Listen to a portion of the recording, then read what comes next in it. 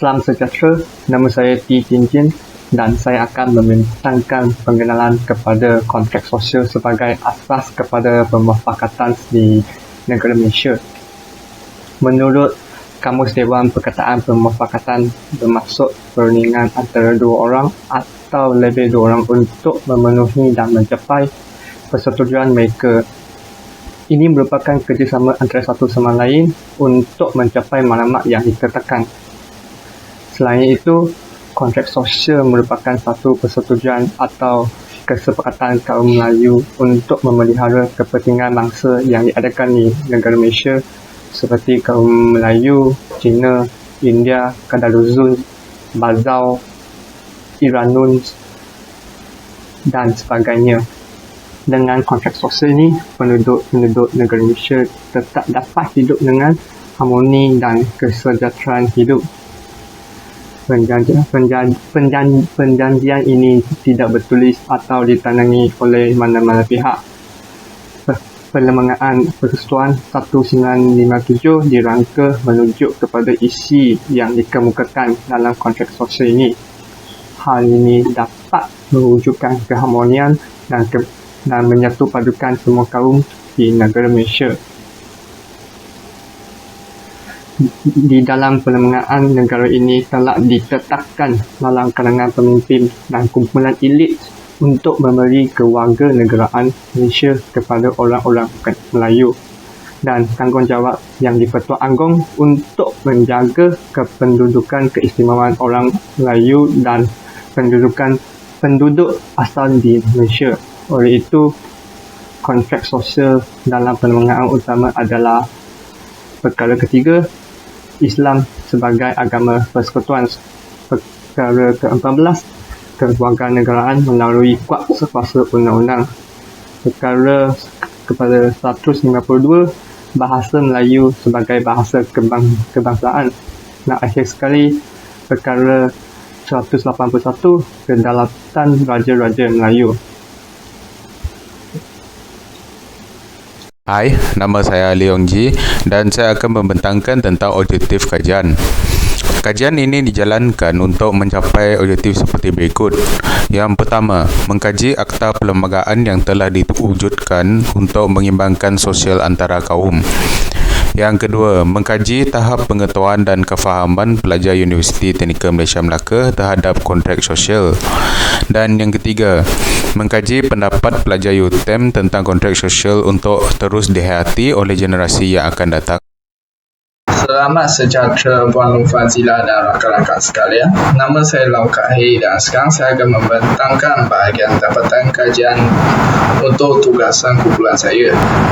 Pada bahagian ini, seramai 50 orang telah menjawab soal selidik yang berkaitan dengan kontrak sosial. Dan dalam kajian ini terdapat 3 bahagian, iaitu demografi responden, tinjauan tahap kefahaman responden terhadap kontrak sosial dan persepsi responden terhadap kontrak sosial yang telah diwujudkan. Demografi responden. Terdapat 70% responden yang berjantina lelaki dan yang tertinggal adalah 30% yang berjantina perempuan. Dan majoriti responden berumur 23 hingga 26 tahun yang merangkumi 60%, dan yang seterusnya ialah 36%, iaitu responden yang terdiri daripada 19 hingga 22 tahun, dan yang tertinggal ialah 27 tahun ke atas. Untuk bangsa, majoriti responden adalah dari bangsa Melayu yang merangkumi 54%, dan yang seterusnya ialah 26% untuk bangsa Cina dan 10% untuk bangsa India dan lain-lain. Dan nisbah ini dalam kajian ini mempunyai persamaan dengan demografi penduduk yang dibuat oleh Jabatan Penerangan Malaysia. Dan untuk fakulti, majoriti responden adalah pelajar dari Fakulti Kejuruteraan Elektrik kerana kerjasama daripada mereka untuk menyebarkan borang soal selidik ini melalui platform atas talian seperti Telegram dan WhatsApp. Dan dalam kajian ini ataupun soal selidik ini, semua fakulti dalam Universiti Teknikal Malaysia Melaka telah terlibat. tinjauan tahap kefahaman responden terhadap konteks sosial. Hanya 6% responden yang menjawab betul tahun konteks sosial dirujukan, iaitu 1957, dan majoriti menjawab tidak pasti. Terdapat majoriti responden yang menjawab tujuan kontrak sosial ditandatangani oleh kalangan pemimpin kerana sebagai panduan asas perbantuan dan pemuafakatan dalam kalangan penduduk berbilang kaum. Dan yang seterusnya ialah, adakah kedudukan keistimewaan Melayu menjadikan salah satu isi kandungan kontrak sosial? Dan majoriti responden menjawab bersetuju dengan statement ini, tetapi ada juga 2% yang tidak bersetujui dengan ini. Dan yang seterusnya ialah, adakah kontrak sosial membincangkan kepentingan majoriti dan minoriti diambil kira tanpa menjejaskan hak dan kepentingan yang berbancangan? Dan semua responden menjawab bersetujui. Dan yang seterusnya ialah, adakah kewarganegaraan berdasarkan prinsip solid dikemukakan dalam kontrak sosial? Majoriti berjawab bersetujui, tetapi ada juga 2% yang tidak bersetujui. Persepsi responden terhadap kontrak sosial yang telah diwujudkan. Untuk yang pertama, soalan pertama ialah, adakah kontrak sosial memainkan peranan penting dalam mengukuhkan persepatuan antara kaum? Dan majoriti yang merangkumi 74% yang menjawab sangat setuju, dan 26% yang tertinggal menjawab setuju.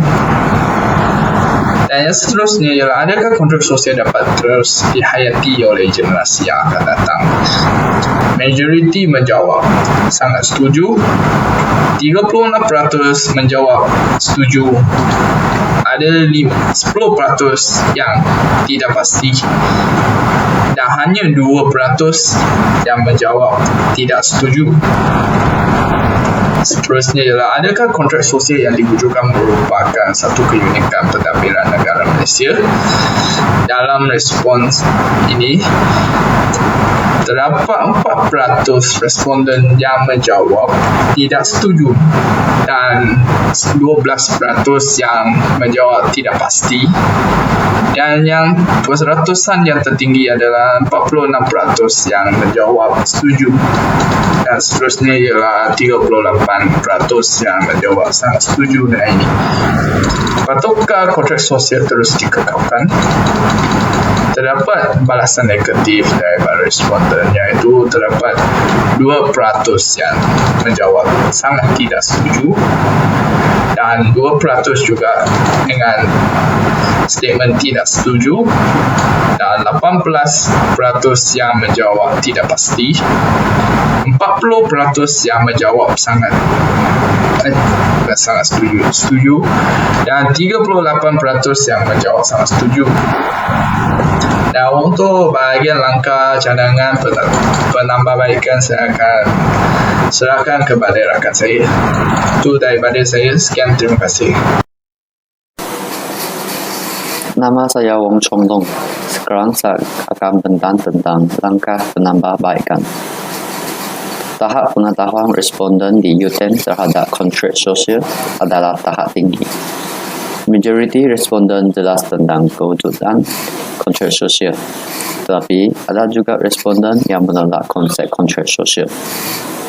Oleh itu, beberapa langkah telah dicadangkan untuk meningkatkan kefahaman dan pengetahuan rakyat Malaysia tentang kontrak sosial, terutamanya golongan intelektual. Kefahaman rakyat tentang kontrak sosial adalah pada tahap asas sahaja, disebabkan sebahagian rakyat tidak mengetahui kepentingan kontrak sosial. Keterdekaan pengetahuan tentang kontrak sosial menjadi sesetengah masyarakat tidak menghayati dan menolak prinsip kontrak sosial. Kontrak sosial ini tidak dijelaskan dengan terperinci dan disentuh dalam subjek sederhana dan pengajaran di sekolah, disebabkan golongan pendidik beranggapan isu ini tidak boleh dibincangkan secara terbuka dan dianggap sebagai isu sensitif. Melalui pendidikan adalah langkah yang paling berfungsi untuk meningkatkan kefahaman rakyat tentang kontrak sosial. Sedera adalah subjek yang wajib diajar sejak sekolah rendah berbanding dengan subjek lain seperti fizik dan biologi yang boleh dipilih oleh pelajar. Kementerian Pendidikan Malaysia boleh menambahkan kontrak sosial dalam subjek sedera untuk meningkatkan tahap kefahaman pelajar tentang kontrak sosial. Melalui keadaan ini, pelajar akan mengetahui isu kandungan yang dikemukakan dalam kontrak sosial dan juga akan memahami tujuan kewujudan kontrak sosial. Langkah yang seterusnya adalah penganjuran program dan aktiviti penghayatan kontrak sosial. Penganjuran program pada sambutan Hari Kebangsaan atau Hari Kemerdekaan Negara Malaysia dapat meningkatkan dan menanam cinta akan negara dalam kalangan masyarakat Malaysia. Program atau aktiviti yang dibuat pada hari tersebut juga merupakan medium terbaik untuk mengedukasi jasa-jasa perjuangan kemerdekaan oleh generasi masa kini dan seterusnya. Sebagai contohnya, pertandingan keteriakan Bulan Kebangsaan merupakan salah satu inisiatif kerajaan untuk meningkatkan kesedaran dan penghayatan kemerdekaan negara di kalangan rakyat Malaysia. Pertandingan ini memberi fokus utama kepada suasana keteriakan sambutan kemerdekaan serta kreativiti pengibaran jalur gemilang di kampung, bangunan atau premis masing-masing. Segala aktiviti dan program yang dilancarkan oleh pihak kerajaan dan pihak yang berkenaan hanya untuk tujuan untuk mewujudkan dan mengukuhkan keamanan sepanjang hayat negara ini. Justru, keamanan ini dapat dikekalkan melalui kontrak sosial kerana ia menjadi rujukan dan merangka perlembagaan Malaysia yang mendorongkan kepada kestabilan negara. Generasi pada masa ini perlu menghayati kontrak sosial yang merupakan salah satu usaha pemimpin-pemimpin yang berbagai kaum dalam pembentukan Malaysia. Seterusnya, langkah ketiga adalah menetapkan dasar kerajaan yang sesuai untuk mengukuhkan perpaduan rakyat berdasarkan kontrak sosial. Kerajaan sedar bahawa kontrak sosial adalah perlu untuk membentuk masyarakat yang bersatu padu. Oleh itu, setiap pertimbangan untuk mengubah dan melaksanakan dasar-dasar kerajaan haruslah seiras dengan kontrak sosial yang sedia ada. Selama ini, pihak kerajaan telah berusaha melaksanakan beberapa dasar yang bersesuaian untuk kepentingan semua kaum. Salah satu dasar tersebut adalah dasar ekonomi baru yang diperkenalkan pada tahun 1971. Ianya bertujuan untuk mengurangkan perbezaan ekonomi, sosial, budaya dan lain-lain dalam kalangan rakyat Malaysia dan seterusnya memupuk perpaduan negara. Namun begitu, selama 50 tahun pelaksanaannya, tujuan dasar ekonomi baru belum dapat dicapai. Oleh itu, dasar tersebut perlu diubah mengikut keperluan semasa untuk memastikan kehidupan golongan terlibat dapat diperbaiki. Selain itu, dasar kebudayaan kebangsaan telah dilaksanakan oleh kerajaan demi membentuk, mewujud dan menggekal identiti negara di peringkat antarabangsa. Pihak kerajaan dinasihati untuk membuat periklanan dalam sosial media untuk meningkatkan kesefahaman serta mengukuhkan budaya bangsa masing-masing. Dasar yang seterusnya adalah dasar pendidikan negara. Bidang pendidikan amat penting untuk perkembangan identiti sebuah negara. Topik perpaduan kaum perlu diterap dalam konteks adilan di setiap peringkat pendidikan. Beberapa topik penting seperti kontrak sosial, sejarah kemerdekaan negara, realiti masyarakat makmur, kepentingan bahasa kebangsaan serta kedudukan raja perlembagaan perlu dikandungi dalam sistem pendidikan. Tiga dasar tersebut dapat meningkatkan kehidupan rakyat serta mengurangkan jurang perbezaan kehidupan antara kaum dari segi ekonomi, budaya dan pendidikan. Dengan ini, sebuah masyarakat yang seimbang dan mengamalkan prinsip saling menghormati dan memahami dapat diwujudkan. Kesimpulannya, kontrak sosial telah memainkan peranan yang penting dalam masyarakat Malaysia sejak kemerdekaan dan akan terus menjadi panduan kepada rakyat Malaysia untuk membina masyarakat makmur yang harmoni. Kajian ini telah menunjukkan bahawa generasi muda sedar dan memahami kepentingan kontrak sosial sebagai batu loncatan kepada perpaduan antara kaum dan agama.